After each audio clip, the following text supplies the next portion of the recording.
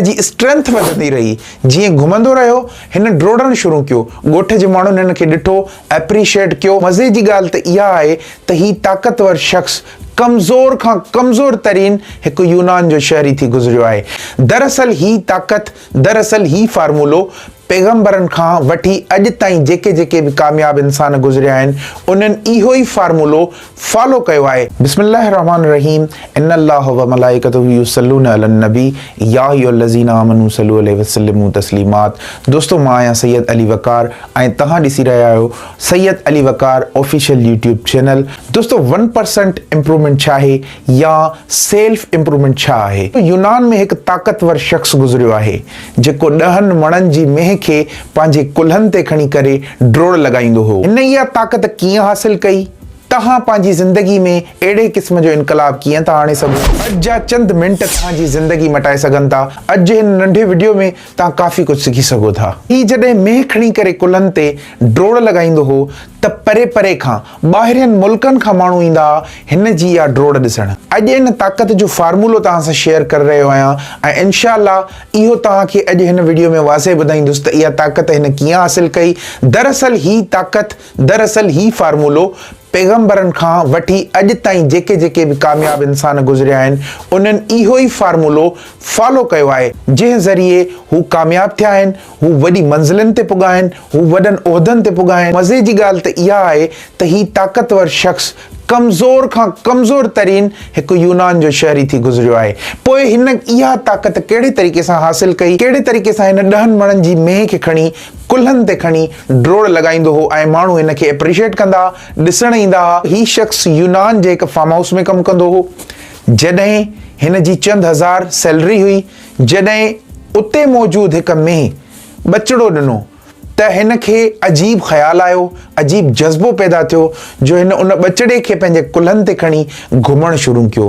हिन जी स्ट्रेंथ वधंदी रही। जीअं घुमंदो रहियो हिन ड्रोड़ण शुरू कयो। ॻोठ जे माण्हुनि हिन खे ॾिठो, एप्रिशिएट कयो। हिन जो जज़्बो बुलंद थियो। जॾहिं हिन जो जज़्बो बुलंद थियो हिन उहो कमु डेली बाय डेली स्टार्ट कयो। हर रोज़ उन बचड़े खे खणी करे हे ड्रोड़ लॻाईंदो हो। जीअं जीअं वक़्तु गुज़रंदो वियो उन बचड़े जे वज़न सां गॾोगॾु हिन शख़्स जी स्ट्रेंथ भी वधंदी रही। हिन शख़्स जे अंदर मौजूद ताक़त भी वधंदी रही।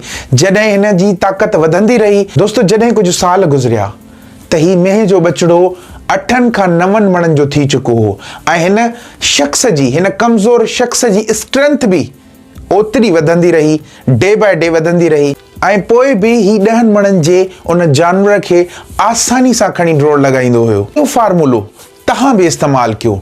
डेली जेको कम करे रहिया आहियो उन में पंहिंजे कम में पंहिंजी कामयाबी जे लाइ डेली उन खे प्रैक्टिस कंदा रहो। जीअं तव्हांजी प्रैक्टिस डेली थींदी रहंदी उन में 1% ही तव्हांजी इम्प्रूवमेंट छो न हुजे, उहा तव्हांजी वधंदड़ हिकिड़ी स्ट्रेंथ हूंदी जेका वधंदी रहंदी, डेली बाय डेली वधंदी रहंदी, डे बाय डे तव्हांजी उहा स्ट्रेंथ वधंदी रहंदी ऐं हिकिड़े ॾींहुं तव्हां उन शइ जा माहिर थी वेंदो, तव्हां उन शइ में कामयाब थी वेंदो, तव्हां उन कामयाबी खे हासिल करे चुका हूंदो। तव्हां प्रैक्टिस डेली कंदा रहंदो, कंदे कंदे तव्हांजी प्रैक्टिस, तव्हांजी स्ट्रेंथ वधंदी रहंदी ऐं तव्हांखे इम्प्रूवमेंट नुमाया नज़र अची चुकी हूंदी। दोस्तों अॼु मुंहिंजी हिकिड़ी ॻाल्हि यादि रखो, कामयाबी जे लाइ थोरो स्किल, तमामु घणो डिसिप्लिन ऐं तमामु घणी टाइम मैनेजमेंट तव्हांखे घुर्बल आहे।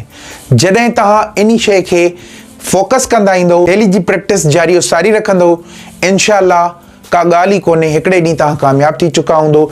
चाहे तव्हांजी कहिड़ी बि फील्ड आहे, चाहे तव्हां कुझु बि कमु कयो था, चाहे तव्हां कंहिंमें बि कमु कयो था, उन खे डेली प्रैक्टिस कयो। उन में 1% इम्प्रूवमेंट डेली इंक्रीज़ कंदा अचो। इंशाअल्लाह हिकिड़े ॾींहुं कामयाबी तव्हांजा कदम चुमंदी। जेको बि तव्हां कमु कयो दुनिया जा चाहे कहिड़ा बि लीडर बणिजो, तव्हांखे डेली 1% इम्प्रूवमेंट ते कमु करणो हूंदो। ही फार्मूलो इंशाअल्लाह तव्हांजी ज़िंदगी ज़रूरु मटाई। तव्हां सिर्फ़ु इन 2 शयुनि खे, इन्हनि 2-3 शयुनि खे ज़रूरु पंहिंजे ज़हन में रखो, इंशाअल्लाह तव्हां कामयाब थी चुका हूंदो।